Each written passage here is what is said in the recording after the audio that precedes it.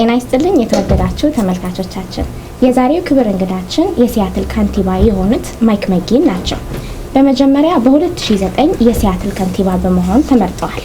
አሁን ደግሞ በ2013 በድጋሚ ለመመረጥ ዝግጅት ላይ ናቸው። የሲያትል ከንቲባ ሆነው ከመመረጣቸው በፊት በሕግ ጠበቃነት እና የምክር ቤት ረዳት በመሆን አገልግለዋል። ዛሬ ደግሞ በስቱዲያችን ተገኝተው እንደገና ሲመረጡ ምን ማድረግ እንደሚፈልጉ አብረውን ቃለ ምልልስ ያደርጋሉ።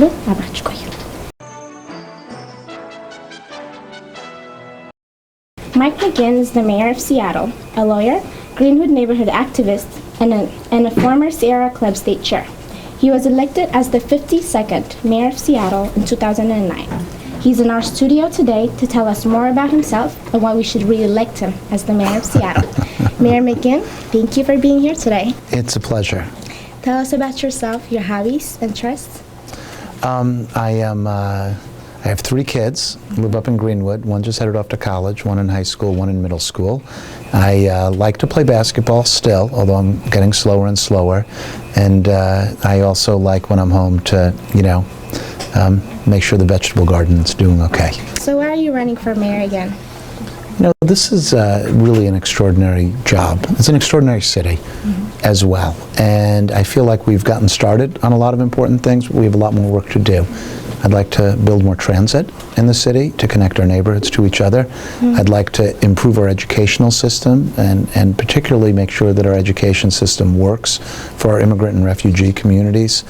And I also want to make sure that everybody has a chance to share in the economic prosperity that the city can create, whether that's through looking at things like minimum wages, job training, ability of workers to organize for better wages, all of those things. Now, it sounds like you have a lot of goals for the future. And what accomplishments have you made during your administration? Well, I'm proud of the fact that we doubled the Families and Education Levy, because that means we can provide more support to kids in our schools. And it's more school-based health centers, more early learning, more tutoring, more after-school programs. We even have dental care in our schools, in some of our schools now as well, which is great. We have a transit master plan, which means we're doing the planning to get more transit for the next generation. And we also had a really hard job of making sure that we balanced our budget during the really bad times. So we did. We balanced the budget, we protected human services, we protected programs that affected our youth.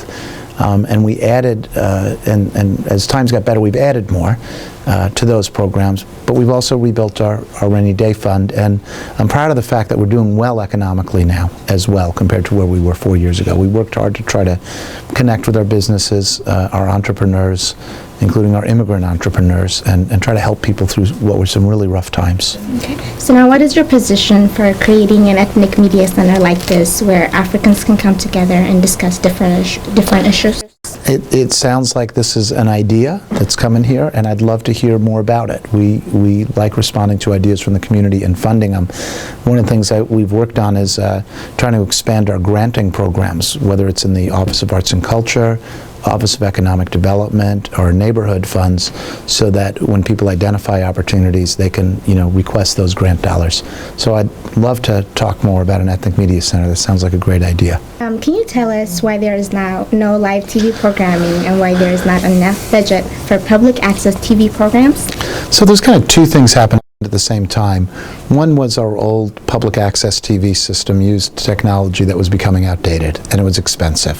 So it was time to transition to a new way of doing it that was technologically up to date.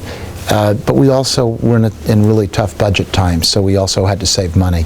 So we did that. So as times are better, I think we can start looking at what we can do with regard to live programming as well. And one more question I have for you is, what do you think about the emerging faces of African communities in Seattle and their representation in your administration? I think it's a huge part. You are right about emerging faces of the African community in Seattle. We have one of the largest East African communities and out of the African diaspora here in Seattle, and I've appreciated getting to know many of the leaders in the community and working with them and supporting the things they're working on. We've opened an Office of Immigrant and Refugee Affairs. I know we've hired people like Abdullahi Jama and Nafiso to help us on a contract basis, and I would like to move more people into permanent positions within the administration as well. One of the biggest issues that our city faces is youth violence. Yeah. What have you done about it?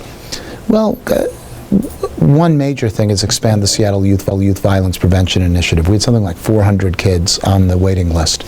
So we've now expanded it so all of them can participate. And I think it's been a good program, providing more after-school programs and mentoring to teens who may run into problems.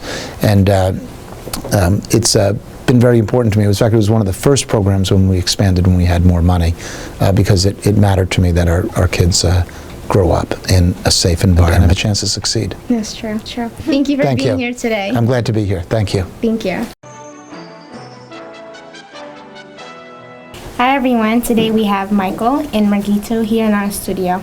Margito and Michael, thank you for being here today, first and most. And tell us why you support Mike McGinn for mayor. As she said, my name is Margito. I'm a volunteer at Mike McGinn's campaign. The reason I'm helping this mayor is I have been Seattle for the past 15 years, serving the refugee immigrant community as an employment case manager. So the past 4 years, what this mayor did is he opened a door, an office for a refugee and immigrants affairs office. So what they do is, instead of you going to the city hall or city offices, they come out to the community. Once a month, they have a tea time where they will bring the city service to the community and also take an idea and what kind of things you needed for the community. That's why I'm helping Mike McGinn. And also, what he did is a big thing. I work for Neighborhood House as a paid staff. So Neighborhood House have a program. It's called Let's Get Active Together. Be active together. So this program, the mayor opened a new swimming lesson and swimming pool just for women's, refugee women's, especially the Muslim women's. They have to have privacy when they do such a thing. So this opens at Neighborhood House and very soon at Rainier Beach Community Center. Thank you.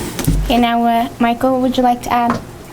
Yeah, my name is Michael Nkosi. I've been active in the East African community for the last 20 years. I'm a community activist. I'm supporting this mayor because for me it's the first time to get involved in local politics. I like the mayor, his platform. For the last 4 years we have been working closely with him and his staff.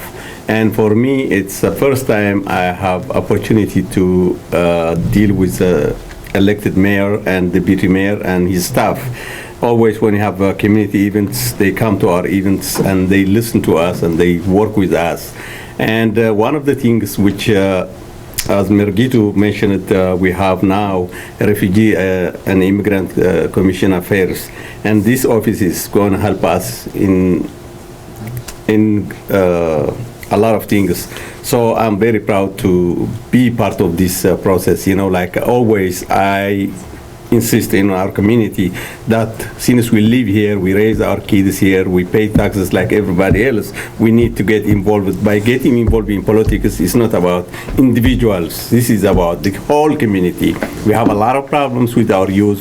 We have problems with our seniors. We have a lot of social issues. So in order to tackle these social issues, we have to get involved. We have to engage the city officials, and we have to work with them. Since they are elected by us, we can hold them accountable. And also, based on that, we've been asking this administration for the last year, when we have community events, to come to the community, and they've been coming to the community and they've been listening. We have senior gathering, they came to our senior gathering. We have youth programs, they came to the youth programs to see firsthand. Instead of us reporting to them, they came to us, and this inspired me to work with this administration. And regarding youth violence, there are a lot of programs out there, but for us, mostly for the East Africans, that's one part of I always advocate. Our youth need people who can mentor them, who can take them to the right track. So they are working with us. There is no progress so yet, but they are taking baby step, and we are very happy to work with them. Either Michael or Megito, can you please remind our audience when they will be able to go and vote? People who never voted for forever, who are U.S. citizens, who wants to vote on this election, they have to by October 6th, is soon. So people can, they get the ballots by mail, and then they have to fill it and take it.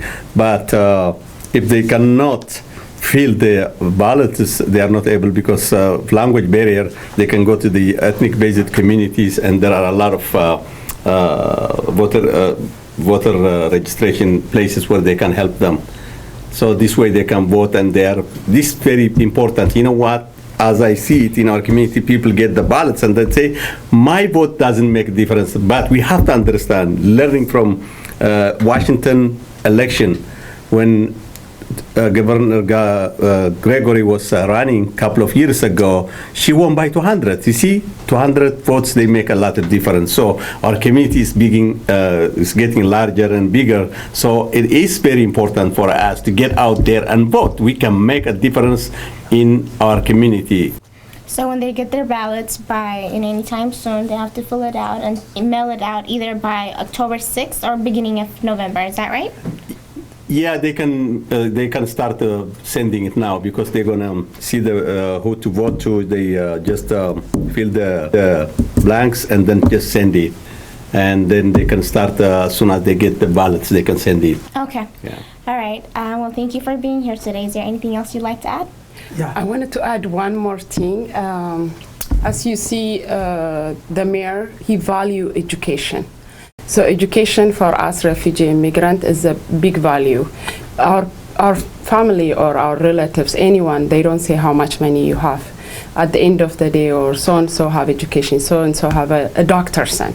So since he value education, I support that, because I'm a mother, I have a child, and that is a big difference for me that I've seen in the past 20 plus years that I lived in Seattle.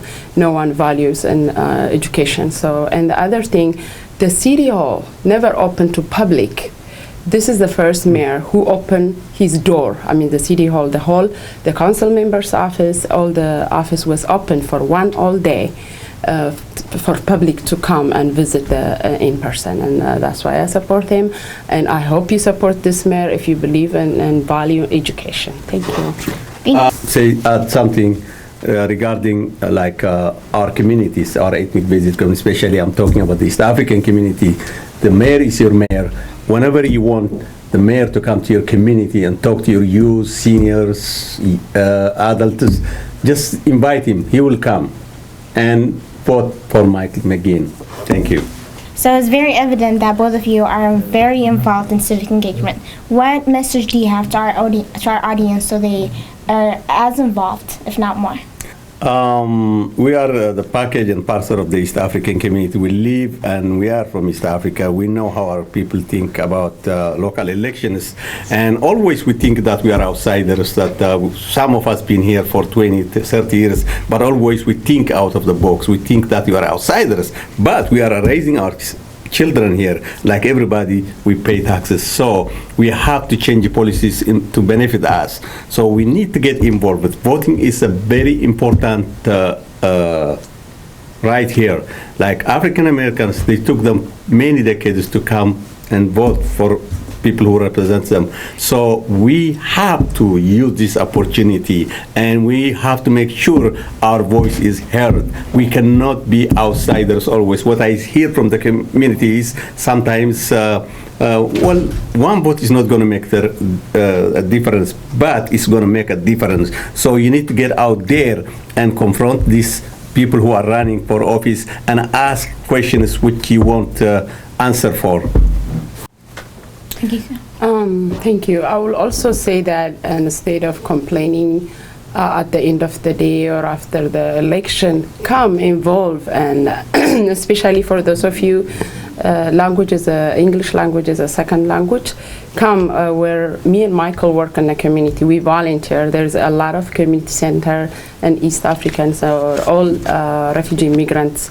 We do have family support workers at schools on at your kids' school, or else you can go talk to the media like this, what we're doing today, or else you can ask the mayor himself by calling his office, or come to the headquarters, 6 and Jackson. It's open. The office is open, 6 and Jackson.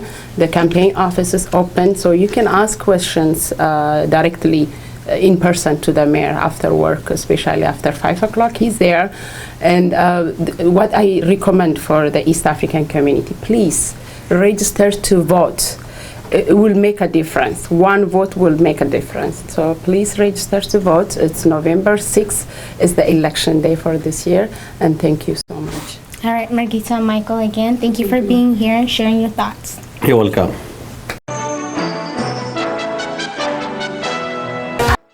Hi, I'm Mike McGinn, Mayor of Seattle, and I'm in the studios of MMRTI, which is the Multimedia Resources and Training Institute here at 23rd and Jackson. And you are invited to come down here to get training and use of these facilities. I'm here with some great kids today from the East African community, but it's open to the whole community to learn new skills in video, production, broadcasting, and just meet great people. Come on down to MMRTI.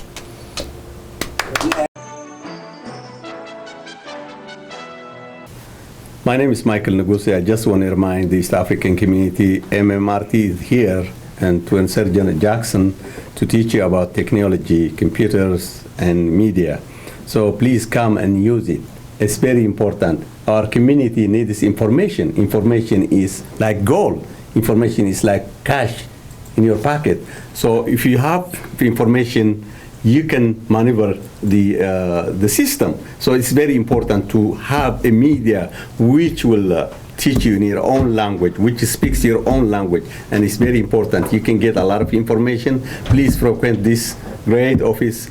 It is doing a big service to our community by informing through media, through TV. So I invite everyone to come and visit MMRT.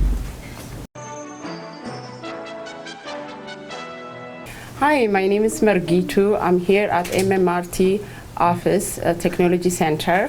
It's located Jackson and 23rd. It's open to public. Please come and use it, especially use violence prevention. This Technology Center believe in prevention, not in treatment after something happened. So please send your use, and you yourself who wanted to use the media or record a video, they do documentaries, they do pictures, please come and use it, and thank you so much.